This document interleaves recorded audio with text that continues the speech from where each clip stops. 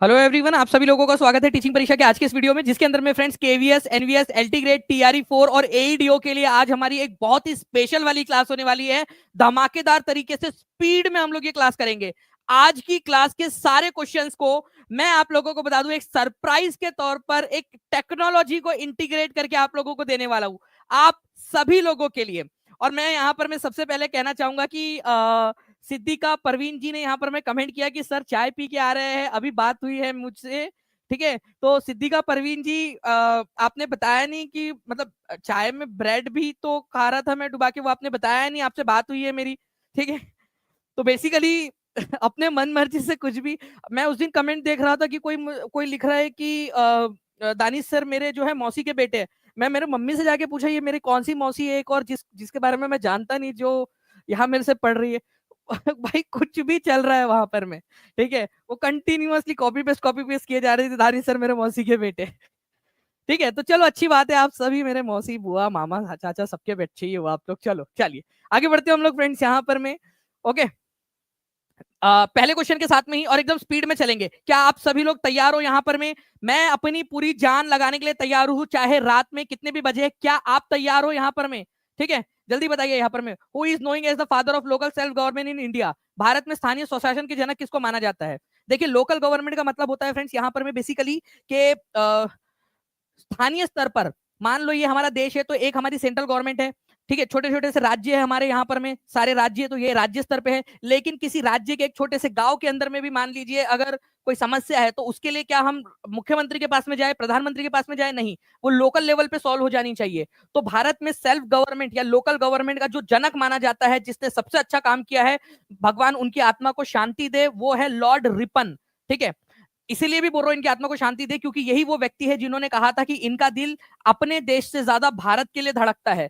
ये वही व्यक्ति है जिसने भारत के अंदर में जो है इल्बर्ट बिल लेकर आया था, ताकि भारतीय लोग और जो अंग्रेज जजेस है, भारतीय जजेस और अंग्रेज जजों के बीच में जो असमानता है वो मिटाई जा सके। मतलब वो चाहता था कि समानता हो जाए करके। और मुझे कभी कभी रिपन के ऊपर में शक होता है, सच्ची में। मैंने कई बार बोला है आप लोगों को कि भाई ये लड़का बोल रहा है कि मेरा दिल भारत के लिए ज्यादा धड़कता है। ये बोलता है कि मैं मतलब भारत के बीच में वो भारतीय लोगों को ज्यादा अधिकार देना चाह रहा था बाकी लोगों के मुकाबले, बाकी कॉन्ट्ररी तो बाकी गवर्नर जनरल। भाई का पक्का दिल आया होगा किसी पे, किसी को खुश करने की कोशिश कर रहा होगा। ठीक है, चलिए वो मैं कभी जाऊंगा जब ऊपर में, तब मैं पूछूंगा उनसे कि भाई क्या कारण क्या था, तुम मुझे को बताओ अभी। ठीक है, मेरे को बच्चों को बताना है मेरे।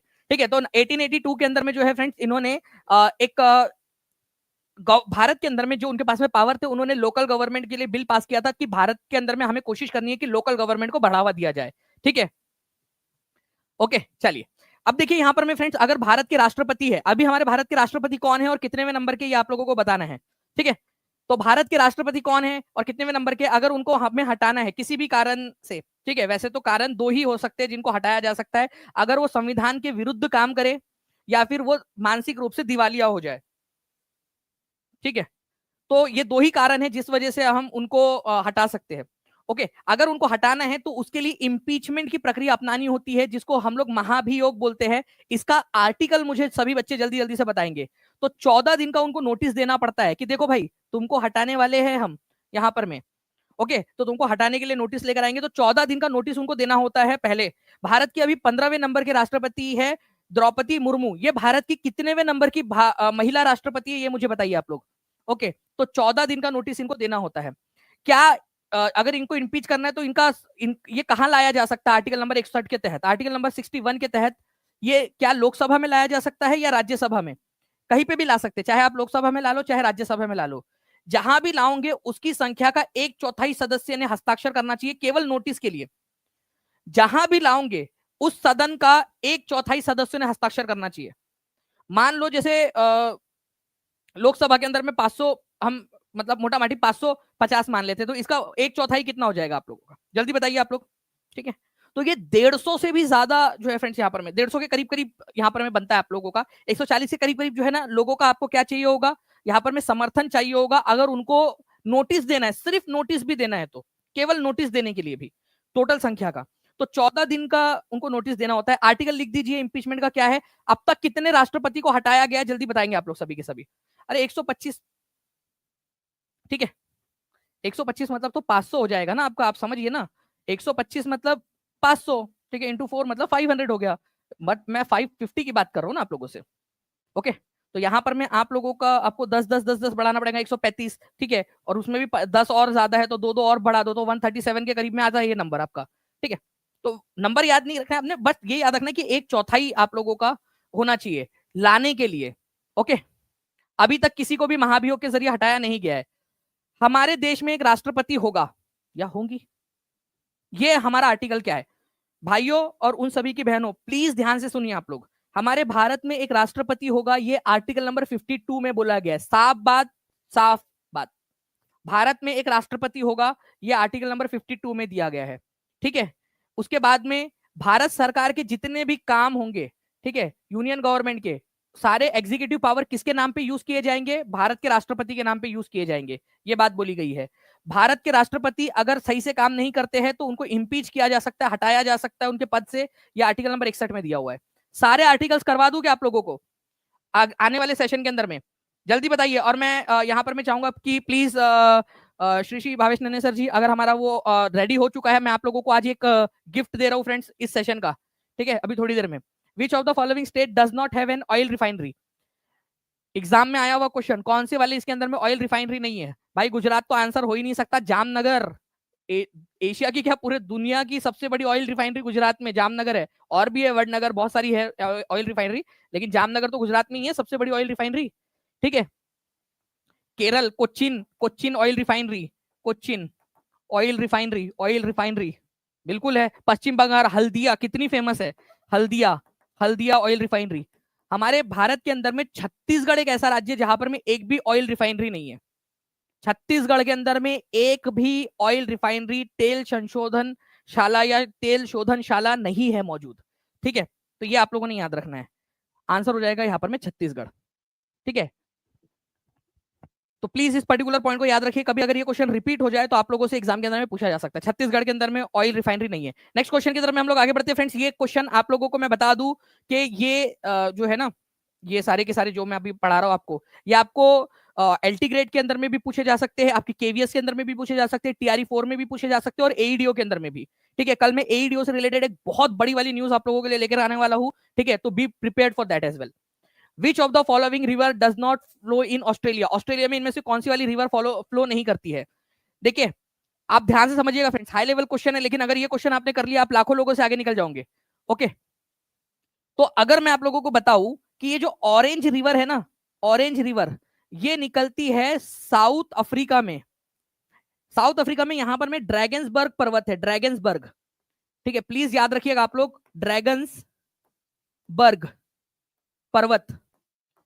ओके, ड्रैगन्सबर्ग पर्वत कहां पर में? साउथ अफ्रीका में है। ये चीज याद रखो, मैं आपको बता रहा हूं, ये क्वेश्चन एग्जाम में आया हुआ है, ड्रैगन्सबर्ग पर्वत कहां पर में है, ठीक है। तो ड्रैगन्सबर्ग पर्वत साउथ अफ्रीका में है। यहां से एक नदी निकलती है, ऑरेंज रिवर, अटलांटिक महासागर के अंदर में जाकर मिल जाती है। ओके, तो प्लीज ये याद रखिएगा आप लोग, ऑरेंज रिवर जो है ये ड्रैगन्सबर्ग पर्वत से निकल के साउथ अफ्रीका में है। ये ऑरेंज रिवर साउथ अफ्रीका में, साउथ अफ्रीका के अंदर में, साउथ अफ्रीका के अंदर में। बाकी हंटर रिवर, पिलंडर्स रिवर और गिलबर्ट रिवर ये ऑस्ट्रेलिया की नदियां है। ओके, तो ये आप लोग यहाँ पर में देख सकते हो। ओके, बाकी आप लोगों को लग रहा होगा कि सर क्या इतना टफ क्वेश्चन आता है? ये टफ क्वेश्चन नहीं है। एक चीज मेरी ध्यान से देखो आप लोग, मैं एक चीज बताता हूं आप लोगों को, टफ नहीं है ये क्वेश्चन, ये क्वेश्चन रिपीटेड क्वेश्चन है। ऑरेंज रिवर कहाँ है ये क्वेश्चन बनता है, लूसेंट के अंदर में भी दिया हुआ है। मैंने आपको लूसेंट के सारे क्वेश्चंस प्रोवाइड करवा दिए केवीएस के अंदर में आप लोगों के। मैं इसीलिए बोल रहा हूं कि प्लीज बार बार जो पढ़ा रहा हूं उसको रिवाइज अच्छे से करिए आप सभी के सभी लोग। ओके, नाउ आपको बताना है कि भारत के अंदर में, ओके, जो गवर्नर होता है, आप कौन से राज्य से बिलोंग करते हो जल्दी से मुझे कमेंट करके सभी लोग बता देंगे। मैं आपके राज्य का भी एग्जांपल ले लेता हूं, और आपके राज्य के गवर्नर कौन है अगर पता हो तो वो भी आप मुझे बता दीजिएगा जल्दी जल्दी से, ठीक है। तो भारत के जो गवर्नर होते किसी भी राज्य के, उनको शपथ कौन दिलाता है? ओके, तो किसी भी राज्य का कोई गवर्नर है, ठीक है, तो उसको शपथ कौन दिलाएगा? उसको शपथ दिलाते हैं उस राज्य के उच्च न्यायालय, मतलब कि उस राज्य का जो हाईकोर्ट है उसके मुख्य न्यायाधीश। ओके, तो उस राज्य के मुख्य न्यायालय के न्यायाधीश दिलाते हैं। ये याद रखिएगा आप सभी लोग, बहुत ही इंपॉर्टेंट है। मैं अगर आप लोगों की अनुमति हो तो मैं क्या दो इंपॉर्टेंट वाले फैक्ट्स आप लोगों को बताऊं, ठीक है, जल्दी से बता दीजिए आप लोग, क्योंकि यहां पर मैं किसी ने दिल्ली लिखा है इस वजह से मुझे याद आ गया। तो मैं आपसे कह रहा हूँ ना कि आप जितनी ज्यादा एक्टिविटी करोगे उतना ज्यादा मुझे अच्छा लगता है आप लोगों को पढ़ाने में। तो प्लीज एक बार दबा के शेयर मार दीजिए ताकि मुझे लगे यार कि हाँ मेहनत जो है वसूल हो रही है, यहाँ पर में बच्चे मेहनत कर रहे हैं। आप लोगों की सफलता ही मेरा सबसे बड़ा पुरुषार्थ, ठीक है, पुरस्कार है। तो राज्य के उच्च जो है न्यायालय का मुख्य न्यायाधीश जो है वो शपथ दिलाता है। अब देखिए यहां पर मैं एक चीज मैं बताना चाहता हूं कि किसी भी राज्य का जब मुख्यमंत्री होता है ना, चीफ मिनिस्टर, उसको शपथ कौन दिलाता है? ठीक है, मुख्यमंत्री को शपथ कौन दिलाता है? गवर्नर। ठीक है, गवर्नर शपथ दिलाता है मुख्यमंत्री को। ठीक है, लेकिन दिल्ली और पौंडीचेरी, दिल्ली, ठीक है, पुद्दुचेरी, पुद्दुचेरी, ठीक है, और Jammu and Kashmir, in 3 cases के अंदर में याद रखना है आप लोगों ने, यहां पर में होते हैं लेफ्टिनेंट गवर्नर। लेफ्टिनेंट गवर्नर बोला जाता है उनको, लेफ्टिनेंट गवर्नर।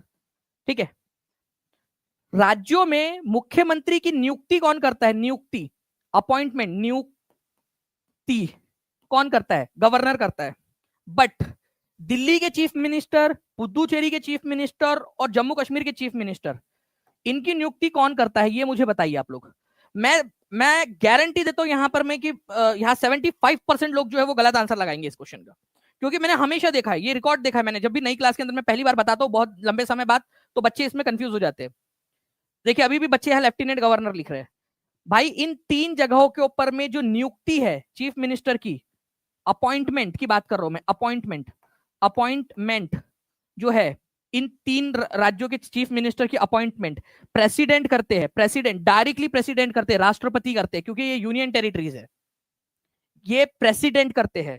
शपथ कौन दिलाता है इनको? मुख्यमंत्री को शपथ। अगर मैं बात करूं यहां पर में, इनमें शपथ भी मुख्यमंत्री को गवर्नर ही दिलाते हैं। शपथ, अपॉइंटमेंट भी गवर्नर करेगा, शपथ भी गवर्नर दिलाएगा नॉर्मल राज्यों के केस में। लेकिन इन राज्य, दिल्ली, पुद्दुचेरी, जम्मू कश्मीर के केस में अपॉइंटमेंट राष्ट्रपति करेंगे और शपथ दिलाएगा लेफ्टिनेंट गवर्नर। राष्ट्रपति खुद आके शपथ नहीं दिलाते, ओथ लेफ्टिनेंट गवर्नर दिलाएगा। प्लीज इसको याद रख लीजिए, यही वो चीजें हैं, कुछ एक्स्ट्रा पॉइंट्स है जहां से आप लोगों के बन सकते हैं। ठीक है, पॉइंट्स। और मैं आप लोगों को प्रेरित इसलिए कर रहा हूं कि मैं चाहता हूं कि आपका पेपर निकले। इवन मैं आपको बता दूं फ्रेंड्स कि आज तो हमने ये घोषणा की है, ठीक है, कि जो भी बच्चे टीचिंग परीक्षा के केवीएस एनवीएस बैच के अंदर में एनरोल्ड है, उन सभी लोगों को हम जो है टीयर 1 क्लियर कर लेते हो, आपकी 50% फीस रिफंड कर देंगे आप लोगों की। टीयर 1 भी क्लियर कर लिया तो टीयर 1 के बाद में अगर आप टीयर 2 और इंटरव्यू क्लियर कर ले तो केवीएस एनवीएस का आपकी 100% फीस रिफंड हो जाएंगी। ठीक है, आपको इतना ज्यादा मोटिवेट कर रहे हैं हम पढ़ाई करने के लिए। ओके, तो प्लीज, और जो बच्चे जुड़ना चाहते हैं केवीएस एनवीएस बैच के साथ में, नीचे में नंबर चल रहा है उस पर साथ जुड़ जाइए। जो बच्चे यहाँ पर में ऑलरेडी जुड़े हुए थे उन सबको हमने स्कीम में एनरोल कर दिया है इसमें, और जो बच्चे अभी जुड़ना चाहते हैं, ठीक है, अगले 3 दिन तक जितने भी बच्चे एनरोल होंगे उनको भी हम इस जो पूरा सिस्टम है उसके अंदर में एनरोल कर लेंगे। तो आप जुड़ सकते हो यहाँ पर में, नंबर जो चल रहा है आप लोगों को उसके ऊपर में कॉल या व्हाट्सएप करके, ठीक है, 3 दिन के अंदर अंदर में, ताकि आप लोगों की पढ़ाई भी अच्छे से हो जाए। ओके, जी हाँ बिल्कुल मोहम्मद अजहर जी, बिल्कुल ये सही में इसी तरीके से पूरा का पूरा होगा। Sir please speak in English also. Okay Somnath ji, चलिए। तो which part of our constitution discusses the 3-fold system of panchayati raj? There is a provision of 3-fold panchayati raj system in India. ठीक है, it was added in 1992 by the constitutional amendment act number 73। Okay, during the prime ministership of Shri Narasimha Rao, PV Narasimha Rao. ठीक है, PV Narasimha Rao, ये उस समय में प्रधानमंत्री थे। इनके समय काल के अंदर में हमारे भारत के अंदर में पार्ट नंबर 9 जोड़ा गया, भाग नंबर 9। ठीक है, इसमें पंचायती राज है, इसको याद रखना है आप लोगों ने।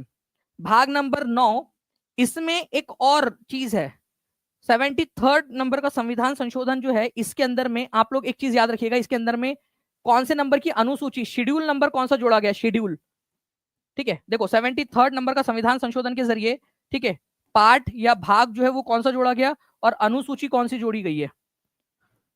अनुसूची, प्लीज ये भी बताइए मुझे, अनुसूची कौन सी जोड़ी गई है?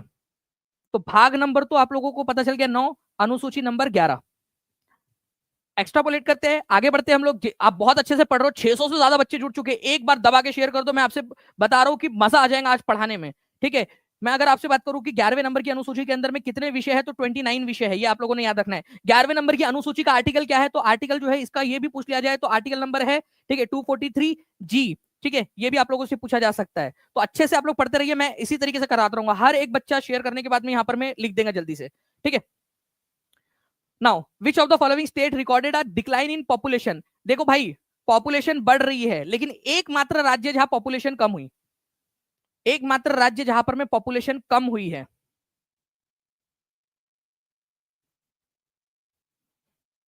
बताओ भाई। टिप्स लेनी पड़ेंगी उन लोगों से, क्या कारण रहे।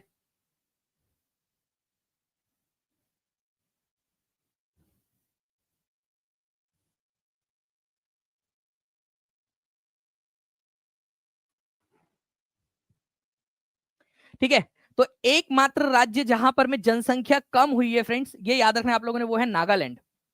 ठीक है, लगभग लगभग 0.6% के करीब जो है जनसंख्या कम हो गई है उल्टा। बाकी भारत के हर एक राज्य के अंदर में जनसंख्या बढ़ी है, नागालैंड को छोड़कर।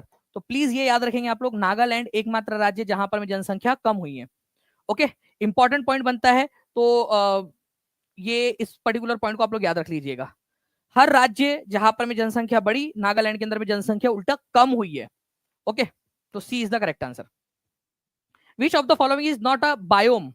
ठीक है, जियोम नहीं है इनमें से, कौन सा वाला बताइए। तो जियोम बेसिकली होता क्या है, ये भी समझने की कोशिश करो सबसे पहली बात तो।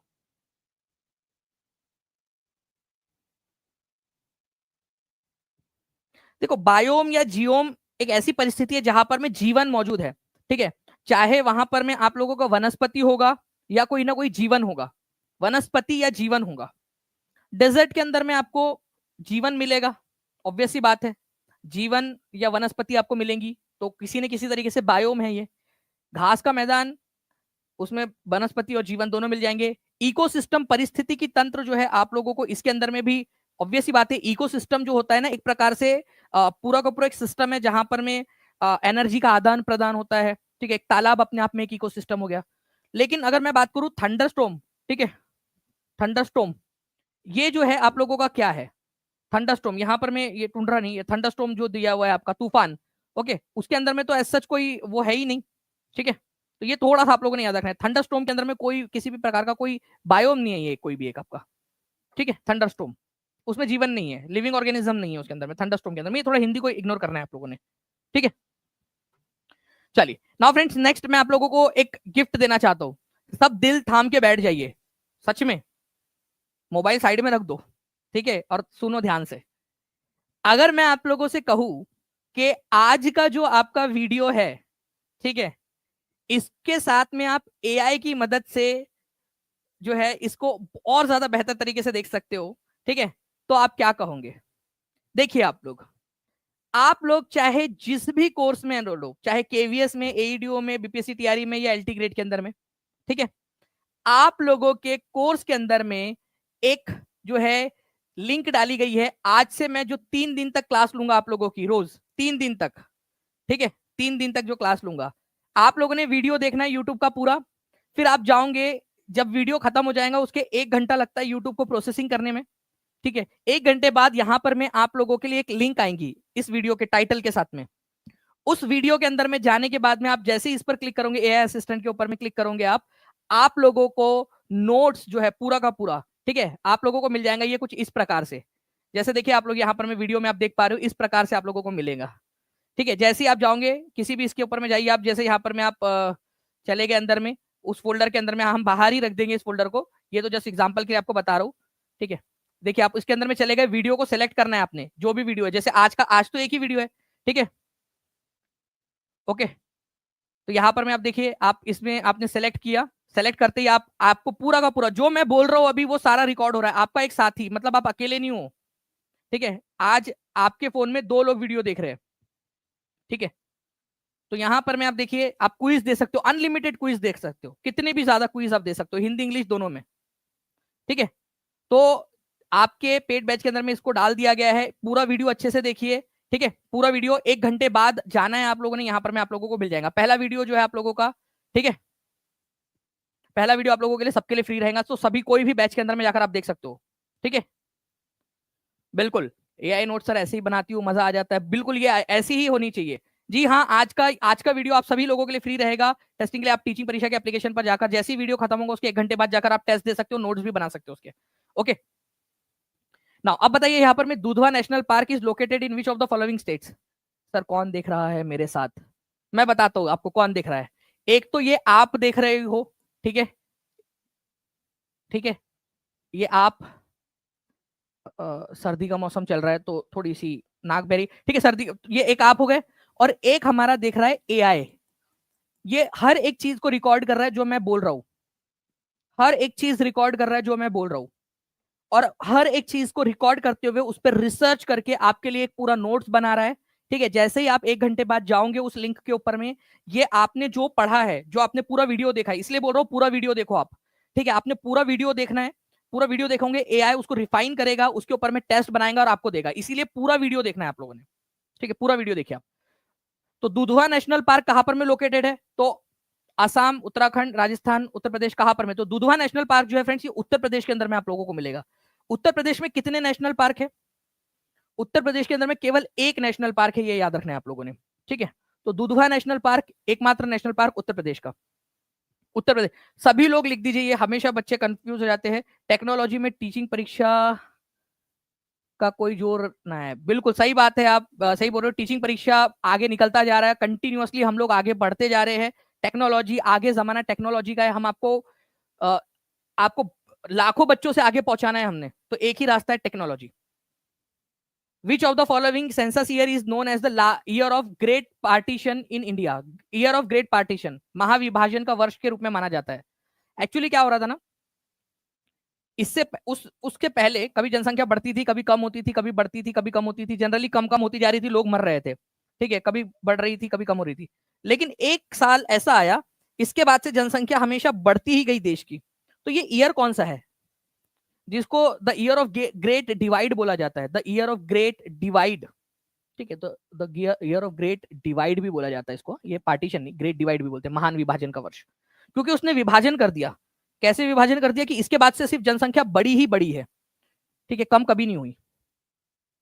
ओके, तो 1921 की जो सेंसस थी, इससे पहले जितनी भी सेंसस हुई, कभी बढ़ता घटता रहता था, इसके बाद में हमेशा जनसंख्या बढ़ी है। तो आंसर हो जाएगा ऑप्शन नंबर बी। ये बहुत ज्यादा इंपॉर्टेंट क्वेश्चन है, प्लीज इसको आप लोग मार्क कर लीजिए। आपके एआई में भी आ जाएगा ये क्वेश्चन, एआई में भी, क्योंकि आप अगर ये लेक्चर देख रहे हो, मतलब एआई आपकी बात सुन रहा है, तो पूरा लेक्चर देखना है। मैं एक रिक्वेस्ट करूंगा कि आप प्लीज इस सेशन को जहां भी शेयर कर सकते हो, शेयर जरूर कर दीजिए आप लोग, और सेशन को लाइक करने के साथ में चैनल को सब्सक्राइब जरूर कर लीजिए। ठीक है, अब बताइए यहाँ पर में ये भी एक एग्जाम में आया हुआ क्वेश्चन आप लोगों का, लीजिए। कंप्यूटर, रेडियो, बैरोमीटर, डायनामो, उनके जो संस्थापक है उनके नाम, कौन सा वाला करेक्टली मैच्ड नहीं है, ये बताना है आप लोगों ने। मैच्ड नहीं,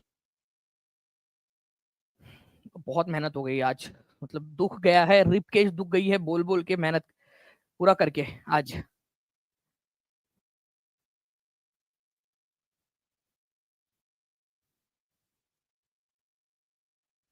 अगर प्लीज मुझे वो बेल्ट प्रोवाइड करवा दिया जाए तो मैं बहुत शुक्रगुजार रहूंगा मेरी टीम का, क्योंकि सच में रिप केस दुख रही है। बट मैं ये नहीं चाहता कि 3 दिन ने हमने जो प्रण लिया है 3 दिन का, वो हम लोग तोड़े इसको। ठीक है, तो कंप्यूटर के प्रणेता जो है, कंप्यूटर के जो जनक है, वो है चार्ल्स बेबेज, ये याद रखना है आप सभी लोगों ने फ्रेंड्स। ठीक है, और उसके बाद में अगर मैं आप बैरोमीटर, ठीक है, बैरोमीटर क्या करता है आप लोगों को? बैरोमीटर जो है ये हवा का प्रेशर, प्रेशर मापता है ये, प्रेशर ऑफ, ठीक है, एयर एयर प्रेशर मापने के काम आता है बैरोमीटर। ठीक है, टॉरिसेली ने किया था इसका।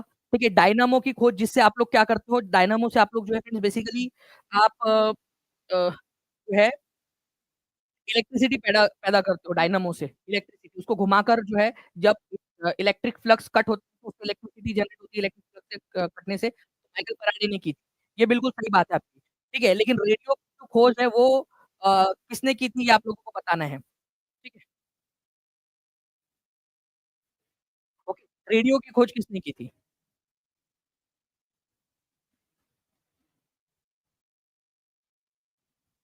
ठीक है, तो मार्कोनी नाम के एक व्यक्ति थे, उन्होंने जो है इसकी खोज की थी रेडियो की। तो जो जब भी आप रेडियो देखो तो प्लीज याद रख लेना, गुलियल्मो मार्कोनी उनका नाम था, मार्कोनी। ठीक है, मार्कोनी। आप जब भी ऐसा समझ लीजिए कि आप रेडियो न्यूज़ सुनते थे, या रेडियो बस सुनते रहते थे, तो आपको मार पड़ती थी कि यार क्या रेडियो में घूमता रहता है बचपन से। तो मार्कोनी याद रख लेना आप लोगों ने। गुलियल्मो मार्कोनी, इन्होंने खोज की थी। ये क्वेश्चन आ सकता है एग्जाम, प्लीज याद रखिएगा। प्लीज नेक्स्ट क्वेश्चन देखिए, मैं जस्ट थोड़ा-सा ये पहन लेता हूँ। सच में अब दुःख होने लगा है।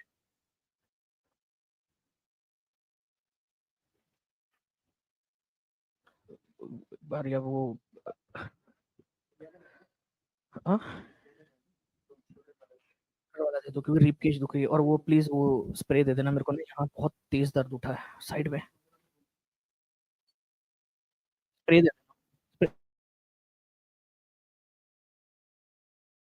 कौन सी नदी मुख्य रूप से दक्षिण अफ्रीका में बहती है तो दक्षिण अफ्रीका के अंदर में जो नदी बहती है फ्रेंड्स वो है आप लोग बताइए दक्षिण अफ्रीका के अंदर में स्टार्टिंग में मैंने आपको बताया है ठीक है ऑरेंज रिवर जो है वो ड्रैकेंसबर्ग पर्वत कहाँ पर में है तो ड्रैकेंसबर्ग पर्वत जो है आपको साउथ अफ्रीका के अंदर में मिलेगा ये आप लोगों को ऑलरेडी आया हुआ भी क्वेश्चन पहले में भी तो ऑरेंज रिवर साउथ अफ्रीका में दक्षिण अफ्रीका में बहती है रिवर जो है ये नॉर्थ अमेरिका में बहती है ठीक है नॉर्थ अमेरिका के अंदर में जाकर मिलती है साउथ अफ्रीका के अंदर में नहीं जाती है ये कॉन्गो रिवर जो है ये मिडल अफ्रीका के अंदर में बहती है मध्य अफ्रीका के अंदर में ठीक है मध्य अफ्रीका अफ्रीका ओके और जो नाइजर रिवर है ये भी मध्य अफ्रीका के अंदर में बहती है ठीक है तो ये भी याद रखेंगे आप सभी के सभी लोग ऑरेंज रिवर दक्षिणी अमेरिका के अंदर अभी आप लोगों को बताया था मैंने यहाँ पर मैं आप देख सकते हो ठीक है यहाँ पर मैं आपको ड्रैकेंसबर्ग पर्वत मिलेगा ये इधर साइड के अंदर में ड्रैकेंसबर्ग पर्वत ये पूरा का पूरा ओके यहाँ से ये नदी निकलते हुए आप लोगों का अटलांटिक महासागर के अंदर में जाके मिल जाती है ठीक है चल नाउ नेक्स्ट क्वेश्चन की तरफ में हम लोग आगे बढ़ते हैं ये आप देखोगे कि पूरी की पूरी यहाँ से ड्रैकेंसबर्ग पर्वत से निकलते हुए ये नदी यहाँ से इस तरीके से होते हुए ठीक है ये ऑरेंज रिवर ये यहाँ पर में जाकर अटलांटिक महासागर में मिलती है दक्षिण अफ्रीका के अंदर में ड्रैकेंसबर्ग से निकलती है ये आप देख सकते हो ठीक है एक एक क्वेश्चन है बस 1 मिनट में लगा तो लिसोथो नाम का एक देश है प्लीज याद रखिएगा आप लोग आप ये देखिए आप बात को ध्यान से समझिएगा मेरी ये साउथ अफ्रीका देश है पूरा ये साउथ अफ्रीका देश है दिख रहा है आपको ये है एक एक देश लिसोथो ठीक है ये लिसोथो नाम का देश चारों तरफ से देखिए कौन से देश से घिरा हुआ है साउथ अफ्रीका से घिरा हुआ है लिसोथो चारों तरफ से जो है वो साउथ अफ्रीका से घिरा हुआ है ओके उसके बाद में यहाँ पर मैं आप देख सकते हो इस्वातिनी नाम का एक देश है ठीक है यहाँ पर मैं मोजाम्बिक और साउथ अफ्रीका से घिरा हुआ है यहाँ दो देश लग रहे हैं बट इस ये अकेला एक देश है जो चारों तरफ से जो है आप देखोगे एक देश से घिरा हुआ है ठीक है अफ्रीका का अकेला देश है अफ्रीका ऐसे छोटे छोटे देश है आप लोगों के वेटिकन सिटी एक देश है ठीक है बट साउथ अफ्रीका का एक देश ठीक है लिसोथो चारों तरफ से मतलब ये ऐसा समझ लीजिए अफ्रीका के पेट में एक बच्चा सभी लोग लिख देंगे जल्दी से पूरी तरह से चारों तरफ से एक ही देश से घिरा हुआ है तो ये जो नदी है ना ऑरेंज नदी ये याद इसलिए आया मुझे ये ऑरेंज नदी यहाँ से निकलती है ठीक है यहाँ से निकलती है ऑरेंज नदी और अटलांटिक महासागर में चली जाती है इसी वजह से ऑरेंज नदी इंपॉर्टेंट है मैं आपसे कह रहा था कि आप लोगों के लिए सारे के सारे इतने सारे लाखों क्वेश्चन जो अवेलेबल करवाए हैं ना उसमें सब में ये सारे इतने सारे क्वेश्चन आपको दिए हुए ऑलरेडी ठीक है तो प्लीज इसको देखिएगा और टीम प्लीज एक बार चेक कर लीजिए वॉइस में कुछ इशू है कि बच्चों के लिए मैं नेक्स्ट क्वेश्चन देता हूँ तब तक कम्युनिकेशन सैटेलाइट ऑलवेज संचार उपग्रह सदैव कैसे रहते हैं जैसे मैं देखा वहाँ खिंचाव आया उसको एकदम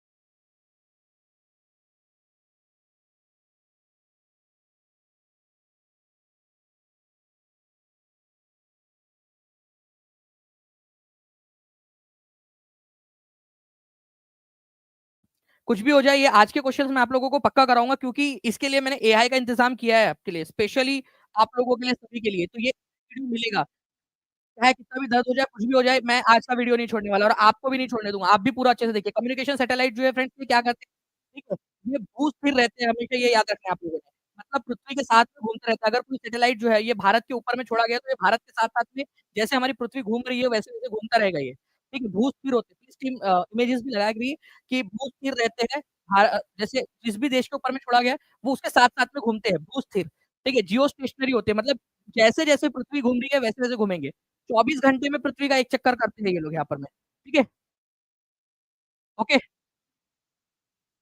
ये याद रखिएगा आप सभी के सभी जियो स्टेशनरी होते हैं ये इंपॉर्टेंट पॉइंट है एग्जाम के अंदर में आप लोगों से पूछा जा सकता है ये वाला क्वेश्चन ठीक है 24 घंटे के अंदर में एक चक्कर लगाएंगे और हमेशा अपनी स्थिति के ऊपर में घूमते रहते हैं यहाँ पर में देखिए टीम ने क्वेश्चन भी लगा दिया अपने पृथ्वी के साथ साथ में घूमते रहेंगे ताकि वो एरिया को सिग्नल प्रोवाइड करवा सके ठीक है अपने उस एरिया को सिग्नल प्रोवाइड करा सके इस पर्टिकुलर क्वेश्चन का आंसर करेंगे आप सभी लोग जल्दी से for which of the following substance does conductivity increase with temperature temperature के साथ में कंडक्टिविटी बढ़ जाती है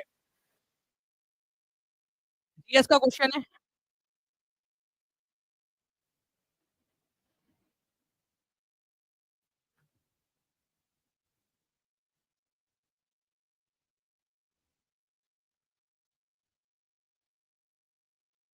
देखिए फ्रेंड्स, एक्चुअली क्या होता है ना, जनरली अगर कोई भी एक सब्सटेंस है, उसके अंदर उसकी एक कंडक्टिविटी होती है, चाहे वो गुड कंडक्टर हो चाहे बैड कंडक्टर हो, उसकी कंडक्टिविटी होती है एक, मतलब उसमें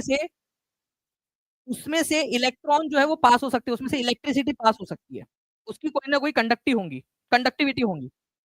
जैसे जैसे आप उसको गर्म करते हो, ठीक है, आपने उसको गर्म किया, जनरल कंडीशन में क्या होता है, उसको गर्म करने पर उसकी कंडक्टिविटी कम होती है। ये चीज समझो, मुझे सिर्फ इस चीज का आंसर करो, ये समझा क्या? मैं आपको समझाता हूँ पूरी की पूरी चीज, ठीक है। कोई भी सब्सटेंस है, अगर उसको आप गर्म करोगे तो उसकी कंडक्टिविटी कम होती है, ये समझा क्या? बट कुछ ऐसे तत्व होते हैं जिसको गर्म करने पर उल्टा वो करते हैं कि उनकी कंडक्टिविटी और बढ़ जाती है, उनको आप लोग अर्धचालक सेमी कंडक्टर कहते हो, ठीक है। अर्धचालक या सेमी कंडक्टर उनको कहा जाता है, सेमी कंडक्टर। ये सेमीकंडक्टर्स जो है फ्रेंड्स, ये रेयर एलिमेंट्स होते हैं, ठीक है। आप लोगों ने याद रखना है, एक तो है आप लोगों का जर्मेनियम, जर्मेनियम है आप लोगों का, एक सिलिकॉन है, सिलिकॉन बहुत ज्यादा इस्तेमाल होता है आप लोगों का, इवन कार्बन जो है ये भी उसी कैटेगरी के अंदर में आता है। ओके, तो सेमीकंडक्टर्स, तो इसमें से सबसे बढ़िया वाला जो सेमीकंडक्टर होता है वो है सिलिकॉन। ओके, ये याद रखना है आप लोगों ने। और जर्मेनियम भी उसके बाद में यूज होता है। ओके, अच्छी क्वालिटी का, तो यहाँ पर मैं आंसर आप लोगों का जर्मेनियम हो जाएगा, प्लीज याद रखिए। बाकी कॉपर, सिल्वर, आयरन, इनकी कंडक्टिविटी कम होंगी उनको हीट करने से, बट जर्मेनियम, सिलिकॉन, कार्बन, इनकी कंडक्टिविटी बढ़ जाती है, तो ये सेमी कंडक्टर की कहलाते हैं ये, ठीक है, सेमी कंडक्टर्स कहलाते हैं ये इसको याद रख लेंगे आप सभी लोग, इंपॉर्टेंट है, एग्जाम के अंदर में आप लोगों से पूछे जाने की बहुत अधिक संभावना है। ओके, चलिए, जिन बच्चों ने भी सेशन को लाइक कर दिया, शेयर कर दिया, एक बार हाथ ऊपर करके बता देंगे फ्रेंड्स, ठीक है, जल्दी जल्दी से हाथ ऊपर करके बता देंगे जिन बच्चों ने सेशन को लाइक कर दिया है। और मैं आज प्लीज एआई का इस्तेमाल अच्छे से करना आप लोग, ताकि आप लोगों का प्रिपरेशन बढ़ जाए। तो B is the correct answer. देखिए, रिपोर्टर्स विदाउट बॉर्डर, ये बहुत ही इंपॉर्टेंट करंट अफेयर का क्वेश्चन है, इंपॉर्टेंट है। हमारे देश में मीडिया कैसा है, आप लोग बताएंगे जल्दी से, हमारे देश का मीडिया कैसा है, आपको क्या लगता है, अच्छा है बुरा है, क्या है हमारे देश का मीडिया? तो हमारे देश का जो मीडिया है,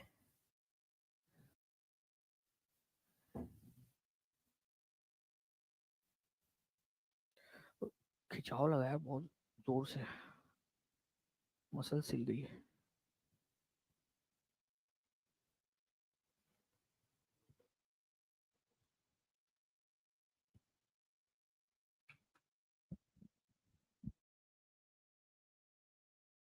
क्वेश्चन, ओके, आप लोगों को आवाज आ रही है क्या? अब देख लीजिएगा फ्रेंड्स, आई होप कि आप लोगों को आवाज जो है वो अच्छे से आ रही होगी, ठीक है। तो भारत की जो रैंकिंग है ना, मैं आप लोगों को बता दूं कि पूरे दुनिया भर के अंदर में, ठीक है, जितने भी देश आप लोगों को मिल रहे हैं, उनमें से पूरे दुनिया भर के अंदर में भारत की जो रैंकिंग है वो 151वें नंबर पे, 151st नंबर के ऊपर में, ठीक है। तो ये एक चीज जो है बड़ी विचित्र है कि हमारा देश, ठीक है, इतने जो हम बोलते हैं कि हमारी डेमोक्रेसी है, लोकतंत्र है, ये है वो है, लेकिन हमारा देश देखिए कहां पर में खड़ा है, ठीक है। तो भारत 151वें नंबर पे, 151st नंबर पे है, 151वें नंबर के ऊपर में, ठीक है। ये याद रखना है आप लोगों ने, और इसको प्लीज इंपॉर्टेंट मार्क करिए, ये आप लोगों के आने वाली एग्जाम के लिए बहुत इंपॉर्टेंट क्वेश्चन है, ठीक है। नेक्स्ट क्वेश्चन देखिए, यहां पर मैं आप लोगों का हायर एजुकेशन असिस्टेंट प्रोफेसर के एग्जाम के अंदर में आया हुआ क्वेश्चन, चिपको आंदोलन किसने प्रारंभ किया था?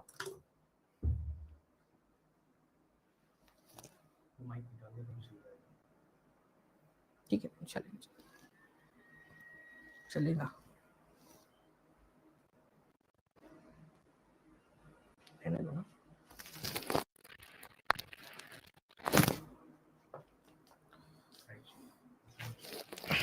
इधर साइड में हो रहा है दर्द, अरे लेफ्ट रिब केज में।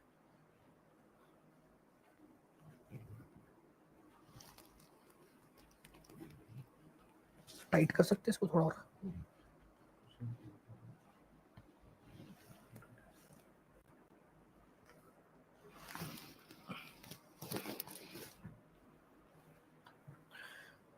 सॉरी फ्रेंड्स, आप लोगों को थोड़ा सा इंतजार करना पड़ा।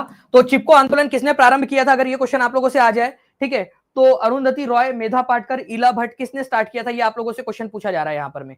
ठीक है, तो चिपको आंदोलन जो है वो 1973 के अंदर में आज का जो उत्तराखंड है, पहले वो उत्तर प्रदेश का ही भाग था, उसके चमोली जो इला है, जिला जो है चमोली का इलाका, चमोली, ठीक है, एरिया है वहां पर में, टेहरी, चमोली, अलग अलग एरियाज है। तो चमोली वाला जो एरिया है, और अब तो चमोली जिला भी बोला जाता है उसको, ठीक है, उस एरिया को, तो चिपको आंदोलन वहां पर में शुरू हुआ था। इसका जो प्रणेता थे वो थे सुंदरलाल बहुगुणा और चंडी प्रसाद भट्ट। ठीक है, तो सुंदरलाल बहुगुणा जिनका 2021 में निधन भी हो गया 94 ईयर्स की एज के अंदर में। ठीक है, तो चंडी प्रसाद भट्ट और सुंदरलाल बहुगुणा, ये याद रखना है आप लोगों ने। ठीक है, सुंदरलाल बहुगुणा, सुंदरलाल बहुगुणा, ठीक है, और चंडी प्रसाद भट्ट, चंडी प्रसाद भट्ट। ओके, तो ये आप लोगों का जो है आंसर हो जाएगा फ्रेंड्स। ओके, तो यहां पर मैं सुंदरलाल बहुगुणा दिया हुआ है ऑप्शन नंबर डी में। ठीक है, ओके, मेधा पाटकर जो है किससे जुड़ी हुई थी, मेधा पाटकर जी नर्मदा बचाओ आंदोलन, याद रखेंगे आप लोग, नर्मदा बचाओ आंदोलन, नर्मदा बचाओ आंदोलन, नर्मदा के ऊपर में जब इंदिरा सागर डैम बनाया जा रहा था ना उस समय में। ठीक है, नर्मदा बचाओ आंदोलन, याद रहेगा आप सभी लोगों को ये चीज। ठीक है, थोड़ा सा मैं आप लोगों से फ्रेंड्स माफी चाहूंगा, थोड़ा सा आप लोगों को असहज हो रहा है। ठीक है, असहजता अगर हो रही है तो ठीक है, बट थोड़ा सा पेन की वजह से अगर मैं थोड़ा सा भी अगर आप लोगों को यहाँ पर में कोई कमी महसूस हो तो प्लीज माफ कर दीजिएगा। ठीक है, बट हम लोग पूरी एनर्जी, मैं पूरी जितनी जान है मैं अपने तरफ से पूरा डालूंगा, आप लोगों को कोई वो नहीं होगी, आप टेंशन मत लीजिए। ठीक है, निम्नलिखित में से कौन सा एक जनसंख्या का लक्षण नहीं है, जनसंख्या का लक्षण नहीं है।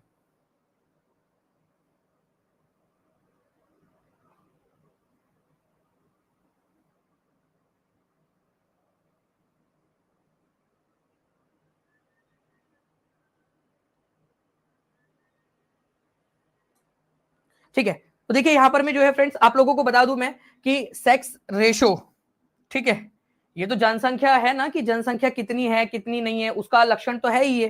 ठीक है, जन्म दर, मृत्यु दर, ये भी जनसंख्या से रिलेटेड है। ठीक है, लेकिन जब आप लोग बात करोगे यहां पर में इसकी स्ट्रेटिफिकेशन की, ठीक है, स्तर विन्यास, ओके, सामाजिक स्तरीकरण से कि समाज कैसा फैला हुआ है, समाज का स्तर कैसा है। ठीक है, स्ट्रेटिफिकेशन, स्ट्राटा, समाज का स्ट्राटा, समाज का जो वर्ग है वो कैसा है, समाज कैसा है, उससे रिलेटेड है। तो इसका जनसंख्या से कोई लेना देना नहीं है, जनसंख्या का लक्षण नहीं है, वो समाज का लक्षण है। ठीक है, तो माइग्रेशन हो जाए आपका, या मोर्टेलिटी नेटेलिटी हो जाए, बच्चे पैदा कितने हो रहे हैं, मर कितने लोग रहे बड़े होके, या पॉपुलेशन साइज कितना है, एज स्ट्रक्चर कैसा है, डेंसिटी कैसी है, जो है उसके बाद में प्रवासन, आप्रवासन, ठीक है, ये जो चीजें होती है आपकी, ठीक है, इमिग्रेशन, एमिग्रेशन, ये सारे के सारे जो है आप लोगों के पॉपुलेशन के कैरेक्टरिस्टिक्स है, पॉपुलेशन को बदलते हैं जो। ओके, तो यहां पर मैं स्ट्रेटिफिकेशन या स्तर विन्यास जो है ये समाज का लक्षण है, ना कि जनसंख्या का। अब इसमें सबसे जो क्लोजेस्ट आंसर है उसका आंसर लगाएंगे आप सभी लोग। जितने भी बच्चे जिन्होंने सेशन को लाइक कर दिया और चैनल को सब्सक्राइब कर दिया, हाथ ऊपर कर देंगे जल्दी जल्दी से। हर एक बच्चा जल्दी जल्दी से चैनल को सब्सक्राइब जरूर कर लीजिएगा आप सभी लोग। और हाँ, मैं आप लोगों को फिर से बता दूं एक बार कि आपको मोटिवेट करने के लिए मैं चाहता हूं कि हर एक बच्चा जो भी केवीएस की एग्जाम दे रहा है वो टियर 1 प्लीज क्लियर अच्छे से करिए। इस आपको मोटिवेट करने के लिए, आप लोगों को एक्सटर्नल मोटिवेशन देने के लिए आपके 50% जो है, जैसे ही आपका टियर 1 क्लियर होगा 50% फीस भी आपकी रिफंड कर दी जाएंगी, ताकि आप मोटिवेटेड हो। ठीक है, पढ़ लो चाहे जहां से सिलेक्शन होगा, यही से, बिल्कुल सही बात है। So please session for efforts given in plane of students. Okay, तो इस पर्टिकुलर क्वेश्चन का जो आंसर है फ्रेंड्स वो क्या हो जाएगा, देखिए यहां पर मैं ध्यान से मैं आपको बता दूं, सबसे पहली वाली जो लेयर होती है इसको ट्रोपोस्फियर बोला जाता है। ठीक है, ट्रोपोस्फियर, इसको हिंदी में बोलते हैं आप लोग शोभ मंडल। शोभ मंडल सबसे लंबी, सबसे जो है निचली जो लेयर है। अभी हम लोग कहां पर में खड़े हैं, ठीक है, शोभ मंडल में। अगर आप लोग जो है फ्रेंड्स ऑन एन एवरेज यहाँ पर में 13 किलोमीटर की ऊंचाई तक हो, मुझे नहीं लगता आप लोग कोई 13 किलोमीटर ऊंचाई के ऊपर में गया होगा अभी फिलहाल में सेशन देखने के लिए। ठीक है, तो ट्रोपोस्फियर, ठीक है, 12-13 किलोमीटर तक। उसके बाद में 12-13 किलोमीटर से लेकर 50 किलोमीटर तक की जो ऊंचाई है वहां तक आपका होता है स्ट्रेटोस्फियर। मेसोस्फियर होता है 50 किलोमीटर से 80 किलोमीटर तक, मध्य मंडल। यहीं पर आप लोगों को जो मीटियोरॉइड है वो जलते हुए दिखाई देते हैं, जिसको आप टूटता हुआ तारा कहते हो। ठीक है, तो ये भी आप लोगों ने याद रखना है, टूटता हुआ तारा जिसको कहा जाता है वो आप लोगों का क्या है फ्रेंड्स, ठीक है, मीटियोरॉइड है आप लोगों का। ओके, ये भी इंपॉर्टेंट पॉइंट है, एग्जाम के अंदर में आप लोगों से पूछा जा सकता है। ओके, मीटियोरॉइड जो है वही है जिसको टूटता हुआ तारा, और कौन से वाले लेयर में होता है, मध्य मंडल में, मेसोस्फीयर, मध्य मंडल। अब यहां पर में सबसे क्लोजेस्ट आंसर क्या होगा वो आप मुझे बताइए, सबसे क्लोजेस्ट आंसर क्या है? हर एक बच्चा जल्दी जल्दी से कमेंट करके बताएगा मुझे सबसे क्लोज वाला आंसर कौन सा है, यहां पर में सबसे क्लोजेस्ट आंसर कौन सा है? ओके, तो आंसर होगा 50 से 85 किलोमीटर, क्योंकि यहां पर में ये सबसे नियरेस्ट है जो हमारा आंसर होना चाहिए था उनमें। ओके, तो 50 से 85 किलोमीटर का जो एरिया है आप लोगों का यहां पर में, ये मेजो मध्य मंडल है, यहीं पर टूटता हुआ तारा आप लोगों को जो आप टूटता हुआ तारा बोलते हो, एक्चुअल में क्या है, वो मीटियोरॉइड से होते हैं, उल्का पिंड बोला जाता है उसको हिंदी में। ठीक है, भारत में समुद्री राष्ट्रीय पार्क या मराइन नेशनल पार्क जिसको बोलते हैं वो कहां पर में स्थित है? बहुत ही इंपॉर्टेंट क्वेश्चन है, बहुत बार आता है ये आपका। मराइन नेशनल पार्क कहां पर में लोकेटेड है? मराइन नेशनल पार्क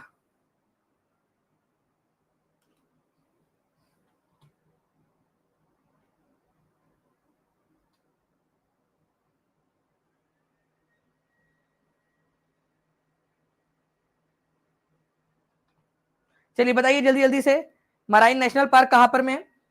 ठीक है, गल्फ ऑफ कच्छ में, सुंदरबन में, चिल्का लेक में, गल्फ ऑफ मन्नार के अंदर में। देखिए मैं आप लोगों को मैप के थ्रू बताता हूँ, ये आप लोगों का देख सकते हो, अब ये गुजरात का मैप है यहाँ पर में।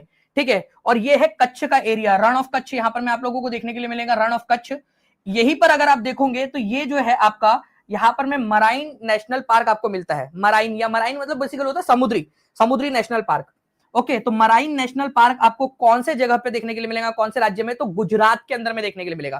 प्लीज इसको लिख लीजिए आप सभी के सभी लोग, इंपॉर्टेंट एग्जाम के अंदर में पूछेगा। तो गुजरात में भी कहां पर, मैं मैप इसलिए दिखा दिया कि रण ऑफ जो गल्फ ऑफ कच्छ है, ये इसको गल्फ ऑफ कच्छ बोलते हैं। ये गल्फ मतलब जो तीन तरफ से जमीन से घिरा हुआ जो पानी का क्षेत्र होता है उसको गल्फ बोला जाता है, ये गल्फ है।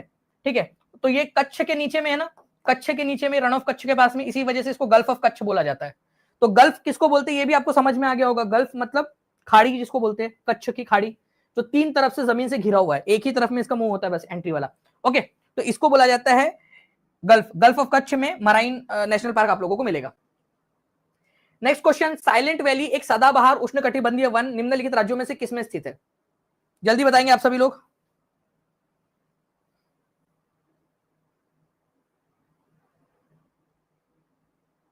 आज जितने भी बच्चे ये वीडियो देख रहे हैं पूरा वीडियो आप लोगों ने देखना है। ठीक है, नहीं देखा है तो फिर से स्टार्टिंग से पूरा वीडियो आप लोगों ने देखना है। आप लोगों का एआई असिस्टेंट भी आपके साथ साथ में ये वीडियो देख रहा है। ठीक है, तो आप लोग एआई की मदद से जो है उसको पूरा रिवाइज कर पाओगे आप लोग। ओके, तो साइलेंट वैली नेशनल पार्क जो है कहां पर में आप लोगों का, ये आपको केरल में मिलेगा। नाउ अब मैं आप लोगों से जो है फ्रेंड तीन चीजें पूछता हूं, उसके आंसर करिए आप लोग मुझे।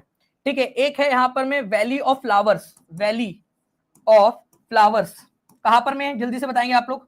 ठीक है, एक है pin valley, pin valley, pin valley national park, और एक है आपका silent valley national park, silent valley. तीनों के आंसर करिए जल्दी जल्दी से, तीनों आंसर आप लोगों ने कमेंट के अंदर में करना है। ठीक है, तो अगर आप लोगों से वैली ऑफ फ्लावर्स बोला जाए तो ये उत्तराखंड के अंदर में मिलेगा आपको, उत्तराखंड में। पिन वैली हिमाचल प्रदेश के अंदर में। ठीक है, और साइलेंट वैली आप लोगों को मिलेगा केरला में। ओके, चलिए बहुत बढ़िया, आप लोगों के आंसर आ रहे हैं, ऐसे ही आप लोग आंसर करते रहिएगा। भारत में निम्नलिखित में से कौन सा एक संवैधानिक निकाय है, मतलब कॉन्स्टिट्यूशनल बॉडी है। देखो कॉन्स्टिट्यूशनल बॉडी का मतलब क्या होता है कि उसका कोई ना कोई आर्टिकल मौजूद हो, हमारे संविधान में कोई ना कोई आर्टिकल मौजूद होना चाहिए। बताइए इनमें से कौन है जिसका कोई ना कोई आर्टिकल मौजूद होगा।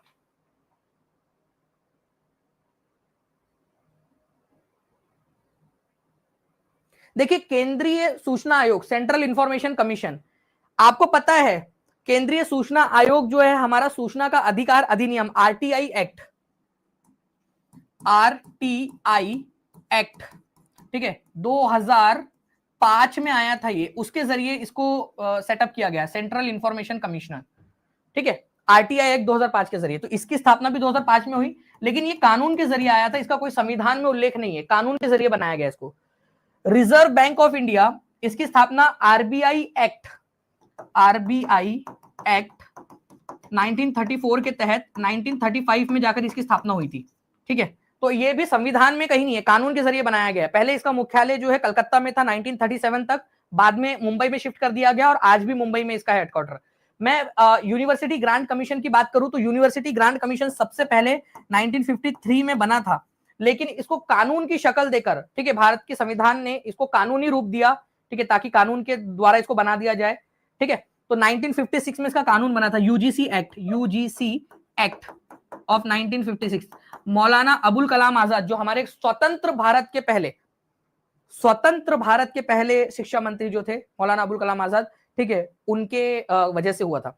अब इलेक्शन कमीशन ऑफ इंडिया की बात कर लूं मैं आप लोगों से फ्रेंड्स, तो इलेक्शन कमीशन ऑफ इंडिया का उल्लेख आप लोगों को मिलता है भारत के जो है संविधान के अंदर में आर्टिकल नंबर, ठीक है, आर्टिकल नंबर 324 ये इलेक्शन कमीशन के बारे में बात करता है।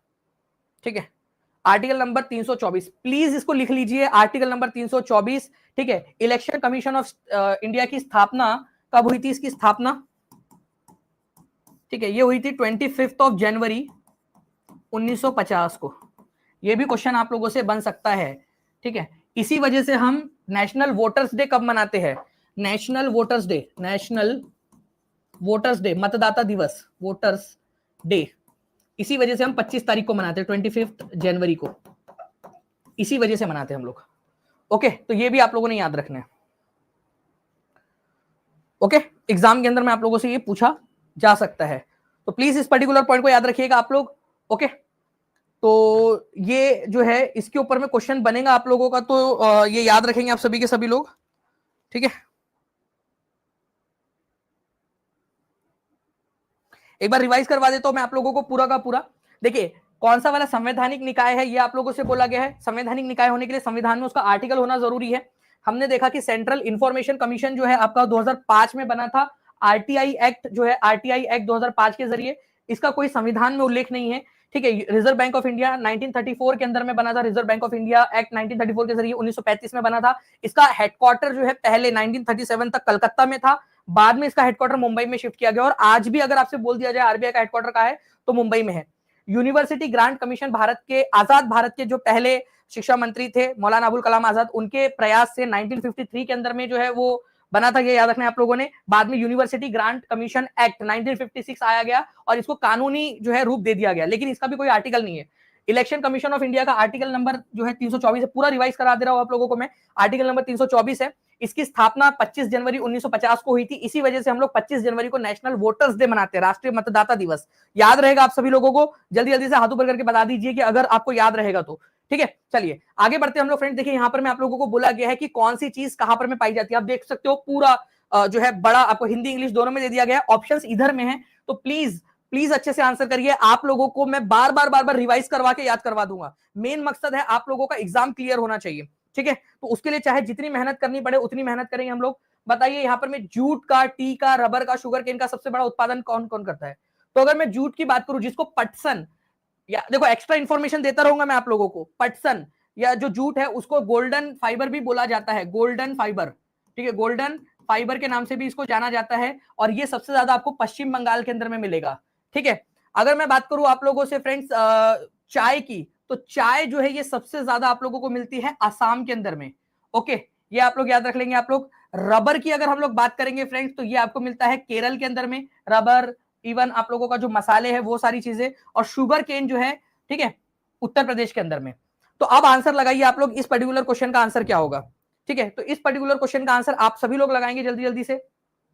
ठीक है, इस पर्टिकुलर क्वेश्चन का आंसर क्या होगा? सभी लोग जल्दी से बताइए आंसर क्या होगा, ये कमेंट के अंदर में बताना है। और जिन बच्चों ने सेशन को लाइक कर दिया हाथ ऊपर करके बता दीजिए जल्दी जल्दी से। ओके, और चैनल को सब्सक्राइब जरूर कर लेंगे सभी लोग।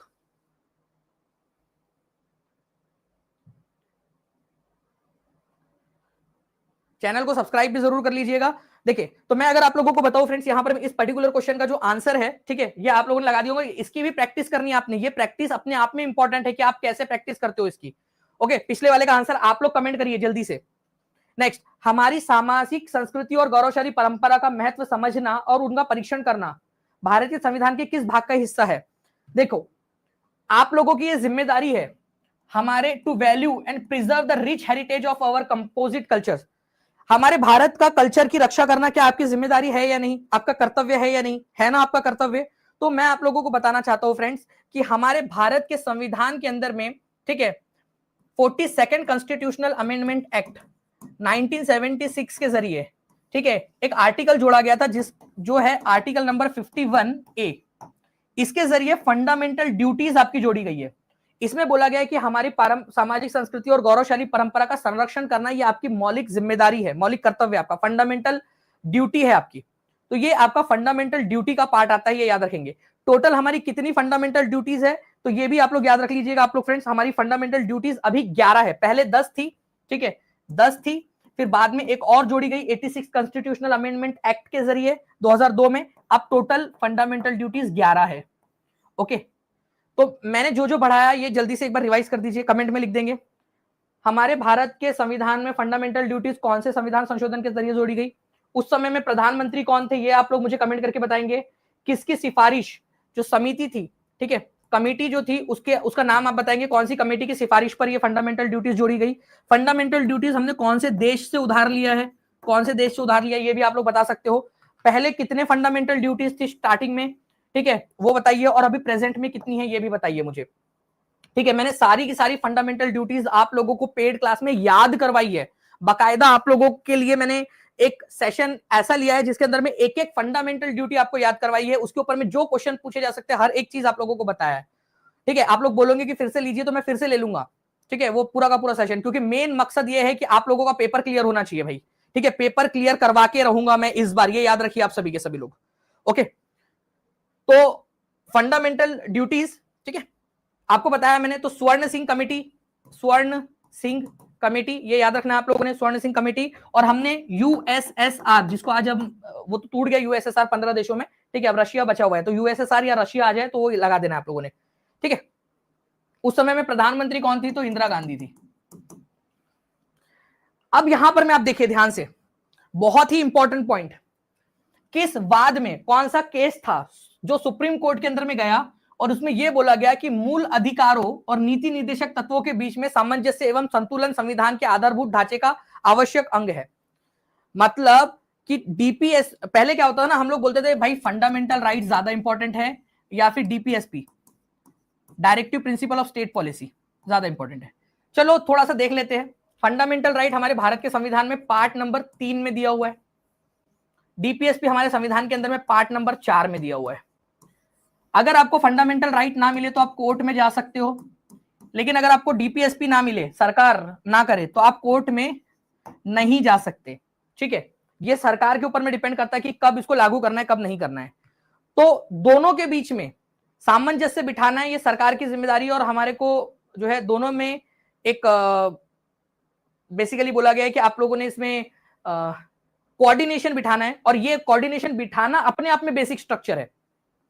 कोऑर्डिनेशन बिठाना अपने आप में बेसिक स्ट्रक्चर है। तो मिनर्वा मिल्स नाम से केस हुआ था 1980 का, ठीक है। तो 5 जजेस की बेंच बैठी थी, 4-1 से यह फैसला हुआ था कि मौलिक अधिकार और राज्य के नीति निर्देशक तत्व दोनों ही इंपॉर्टेंट है, और दोनों के बीच में जो है क्या करना है, हमें कोऑर्डिनेशन बिठाना है। दोनों के दोनों हमारे बेसिक स्ट्रक्चर का पार्ट है, ठीक है।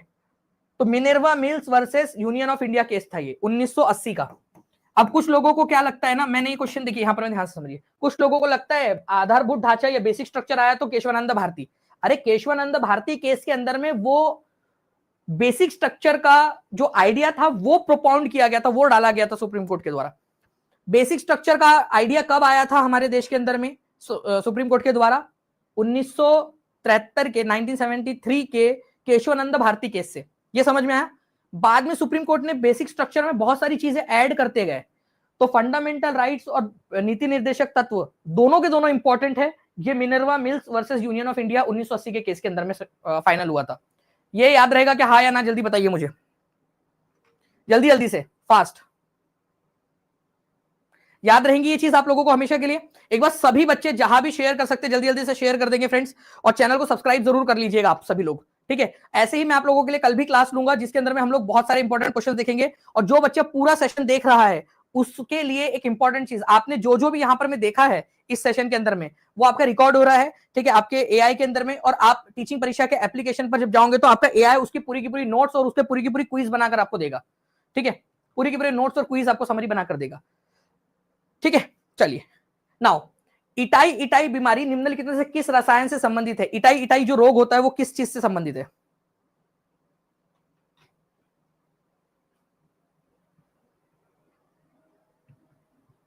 देखिए हमारे बॉडी के अंदर में वैसे तो देखा जाए तो आपको सारे के सारे एलिमेंट्स जो है ना कुछ मात्रा में मिल ही जाते हैं, लेकिन अगर उसकी मात्रा एक हद से ज्यादा हो जाए, ठीक है, एक लिमिट से ज्यादा हो जाए, ठीक है, तो फिर दिक्कत होती है। वैसा ही होता है हमारे बॉडी में कैडमियम के साथ में। अगर हमारे बॉडी के अंदर में कैडमियम जो है वो एक हद से ज्यादा हो जाए तो हमारी बॉडी स्ट्रक्चर जो है वो डिफॉर्म होने लगता है। इसी को इटाई इटाई बीमारी कहते हैं, ठीक है। तो ये होता है आप लोगों का कैडमियम की अधिक मात्रा ग्रहण करने से, ठीक है। तो कैडमियम किसी भी तरह से जा सकता है, पानी से जा सकता है या फिर आप लोगों का कोई और माध्यम से आपके बॉडी के अंदर में चला गया कैडमियम। तो कैडमियम तत्व जो है अगर आपके बॉडी के अंदर में ज्यादा चला जाता है तो आपको इटाई इटाई रोग होता है। तो प्लीज कमेंट में लिख लीजिएगा आप लोग ताकि आप लोगों को याद हो जाए, ठीक है। अब एक और क्वेश्चन मैं आपको बताना चाहूंगा यहां पर। मैं देखिए निम्नलिखित में से कौन सा युग्म सुमेलित नहीं है, ये बोला गया है। आप चाहते हो ना कि मैं ये सेशन जो है आप लोगों के लिए कंटिन्यूअस जो है हमारा चलता रहे ये सेशन, ठीक है, कल भी परसों भी नरसों भी। और एआई की मदद से प्लीज याद रखिएगा आप लोग, मैं टीम से रिक्वेस्ट करूंगा हमारे भावेश सर से कि प्लीज एआई रेडी रखिए उसको, ठीक है, ताकि हम बच्चों को फिर से दिखा सके। ओके, देखिए तो निम्न में से कौन सा युग्म सुमेलित नहीं है? तो बांदीपुर जो है फ्रेंड्स, ठीक है, ये कहां पर में? Bandipur national park and wild life sanctuary.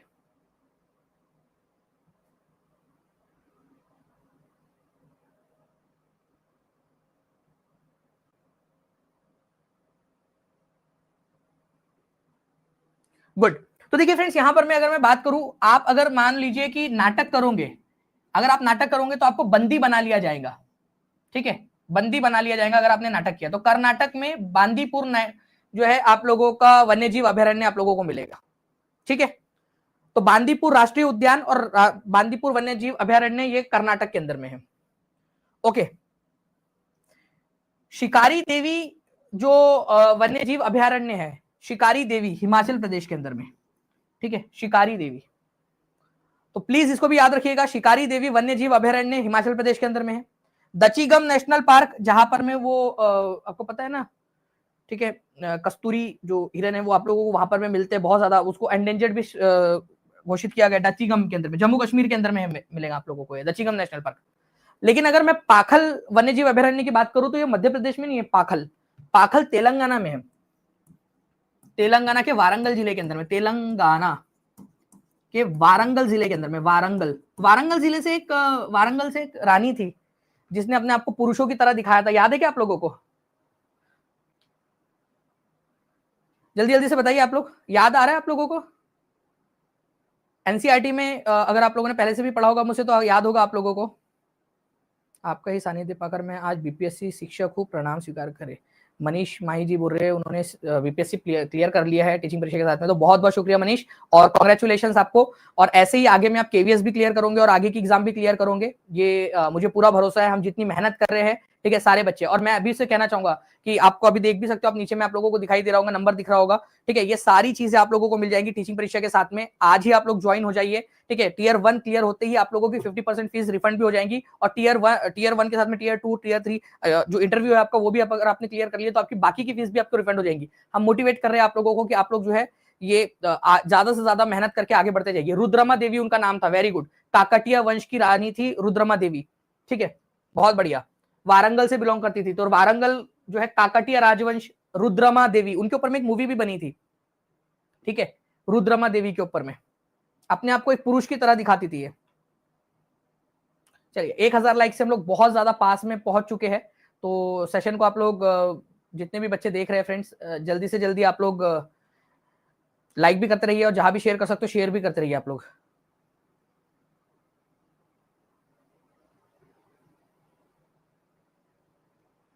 चलिए आगे बढ़ते हम लोग। यहाँ पर में फ्रेंड्स भास्कराचार्य की कृति लीलावती का फारसी भाषा में अनुवाद किसने किया था? बताइए जल्दी से। पहली बात तो यहां पर मैं आप लोगों से ये पूछा जा सकता है कि भाई बताइए कि भास्कराचार्य, महर्षि भास्कराचार्य ने जो है जो पुस्तक लिखी है लीलावती, ओके, कौन सी भाषा में लिखी है उन्होंने? संस्कृत भाषा में लिखी है। एक और क्वेश्चन बन सकता है आपका, लीलावती के रचनाकार कौन है? तो महर्षि भास्कराचार्य है, ठीक है। लीलावती के कृतिकार, संस्कृत भाषा में उन्होंने गणित की पुस्तक लिखी, अपनी बेटी के नाम पे, लीला के नाम पे, लीलावती के नाम पे उन्होंने लीलावती इसका नाम रखा था, ठीक है। तो ये जो लीलावती है महर्षि भास्कराचार्य की बेटी थी, ठीक है, उसी के नाम पर उन्होंने अपनी पुस्तक का नाम रख दिया लीलावती, ठीक है। गणित के सूत्र और उसके गणित के क्वेश्चन आंसर उसके अंदर में है, ठीक है। और अंक गणित हो जाए आपका, उसके बाद में अरिथमेटिक हो जाए, ज्योमेट्री हो जाए, उसके प्रश्न आपको मिलेंगे लीलावती पुस्तक के अंदर में। तो फैजी जो थे, ठीक है, इन्होंने इसका ट्रांसलेशन फारसी भाषा में किया था, फैजी ने, ठीक है। अबुल फजल के भाई थे फैजी, उन्होंने किया था, ओके। तो फैजी जो थे, इन्होंने लीलावती पुस्तक का अनुवाद फारसी भाषा में किया था, ठीक है। इस ज्ञान को जो फारसी भाषा समझने वाले जो लोग हैं उन लोगों के लिए सरल बनाने के लिए, तो प्लीज इसको याद रखिएगा आप लोग, फैजी ने। अबुल फजल जो है उन्होंने कौन सी पुस्तक लिखी थी, ठीक है, आइन ए अकबरी, जिसको अकबरनामा बोलते हैं बेसिकली आप लोग, अकबर नामा, उसका जो थर्ड पार्ट है ना, इसी का थर्ड वाला पार्ट जो है उसको बोला जाता है आइन ए अकबरी। आइन ए अकबरी, आइन ए अकबरी बेसिकली क्या है ना, मैं आपको बता दूं फ्रेंड्स कि आइन का मतलब होता है संविधान, जैसे हमारे संविधान को भी हम आइन बोलते हैं फारसी भाषा में, आइन, उर्दू और फारसी भाषा में। तो आइन ए अकबरी अबुल फजल ने लिखी थी, बट यहां पर मैं अभी जो फिलहाल में जो क्वेश्चन है भास्कराचार्य की लीलावती का, फैजी ने किया था, ठीक है। अनहैप्पी इंडिया नामक पुस्तक किसने लिखी है? अनहैप्पी इंडिया नामक पुस्तक किसने लिखी है, जल्दी बताइए आप लोग।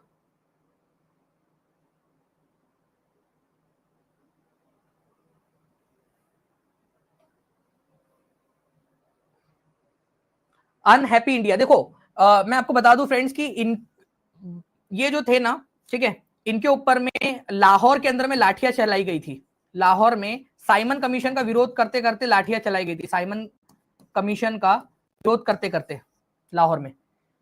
इन्होंने एक बार कहा था कि मेरे ऊपर में पड़ी हुई हर एक लाठी, ठीक है, अंग्रेजों के ताबूत की कील साबित होंगी, ठीक है। तो लाला लाजपत राय जो है फ्रेंड्स, इसका आंसर हो जाएगा लाला लाजपत राय, इन्होंने लिखी थी ये पुस्तक, लाला लाजपत राय ने, अनहैप्पी इंडिया। अब वैसे उन्होंने वो पुस्तक पहले से लिख रखी थी, लेकिन जस्ट रिलेट करने के लिए कि भाई उनको लाठियां पड़ी थी तो वो अनहैप्पी थे, ये आप थोड़ा सा रिलेट कर पाओगे। लाला लाजपत राय जो है ये पंजाब नेशनल बैंक के संस्थापकों में से एक है। PNB bank, Punjab national bank जो है, किसी का खाता है कि पंजाब नेशनल बैंक में, उसके संस्थापकों में से एक है, ये आप लोगों ने याद रखना है, ठीक है। लाला लाजपत राय जो है, इन्होंने, ठीक है, all India trade union Congress, ठीक है, all India trade union Congress 1920 के अंदर में स्थापित किया था, और इसका जो फर्स्ट सेशन था वो हुआ था बॉम्बे में, फर्स्ट सेशन बॉम्बे में हुआ था, और इसके ये संस्थापक अध्यक्ष भी थे, ठीक है, संस्थापक अध्यक्ष, ठीक है। तो पहले अध्यक्ष all India trade union Congress के कौन थे? लाला लाजपत राय थे, ये भी याद रखना है। लाला लाजपत राय के बारे में एक और चीज बता दूं फ्रेंड्स, ठीक है, लाला लाजपत राय सितंबर 1920 में कलकत्ता के अंदर में स्पेशल सेशन हुआ था इंडियन नेशनल कांग्रेस का, आईएनसी का स्पेशल सेशन हुआ था, उसके अध्यक्ष भी थे ये लाला लाजपत राय। लाला लाजपत राय जो है फ्रेंड्स 1907 के अंदर में सूरत सेशन के अंदर में चुनाव हार भी गए थे। बहुत बड़ी चीज है, देखो आप अच्छे से पढ़ोगे ना तो मैं आपको बहुत कुछ पढ़ा सकता हूं, ठीक है।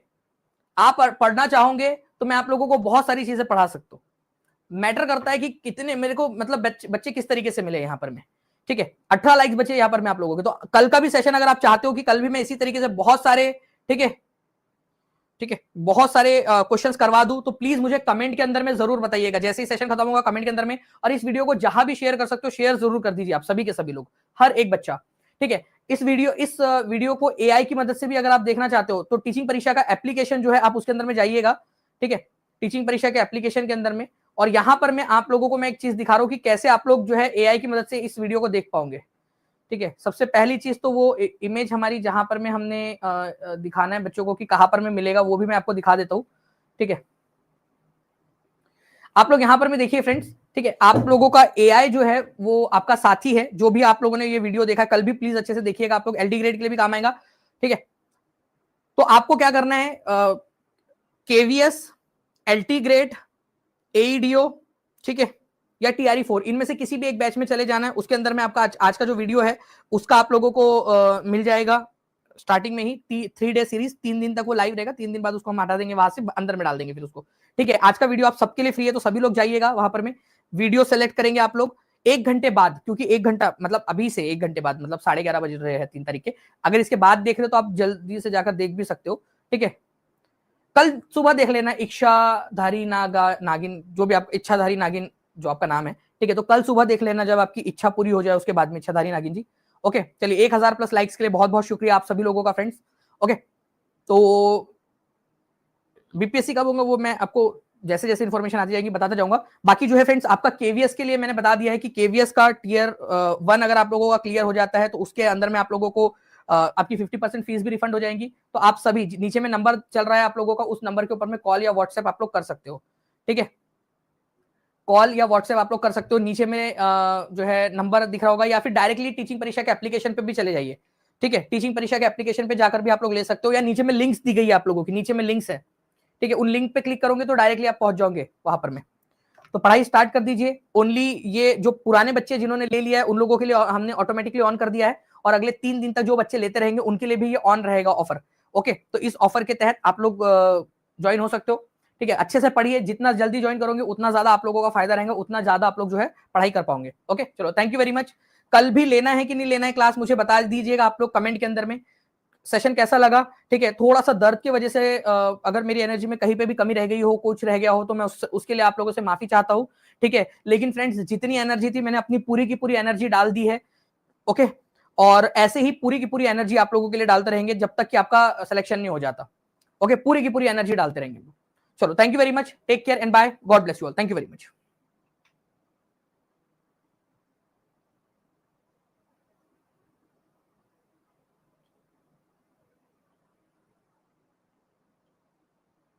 हेलो केवीएस एस्पिरेंट्स, आप लोगों ने सोचा होगा क्या टीचिंग परीक्षा यूट्यूब चैनल से डायरेक्टली केवीएस कोर्स खरीदा जा सकता है? तो जवाब है यस, बिल्कुल मुमकिन है। सबसे पहला ऑप्शन, किसी भी वीडियो के नीचे आपको कोर्स के इमेजेस दिखाई देंगे, बस क्लिक करिए और तुरंत कोर्स परचेस कर लीजिए। दूसरा ऑप्शन, वीडियो के अंदर ही आपको व्यू प्रोडक्ट का बटन दिखाई देगा, उस पर क्लिक करते ही आप टीचिंग परीक्षा पर अवेलेबल सभी कोर्सेज देख पाएंगे। यहाँ पर आप देख सकते हैं नीचे एग्जाम कैटेगरी वाइज फोल्डर्स भी बने हुए हैं। आपको केवीएस के एग्जाम फोल्डर पर जाना है और केवीएस का जो भी कोर्स आप परचेस करना चाहते हैं उस पर क्लिक कर लीजिए। अब मान लीजिए आप केवीएस पीआरटी बैच लेना चाहते हैं, तो बस उस कोर्स पर क्लिक करिए, नीचे स्क्रॉल करिए, आपको बाय नाउ और कॉल नाउ दोनों ऑप्शन मिलेंगे। अगर कोर्स के बारे में जानकारी चाहिए तो कॉल नाउ पर क्लिक करके हमारी टीम से कनेक्ट हो जाइए, और अगर डायरेक्ट खरीदना है तो बाय नाउ पर क्लिक कर दीजिए। अपने फोन नंबर से लॉगिन करके पेमेंट कंप्लीट कीजिए और आपका एनरोलमेंट तुरंत एक्टिवेट हो जाएगा। Thank you.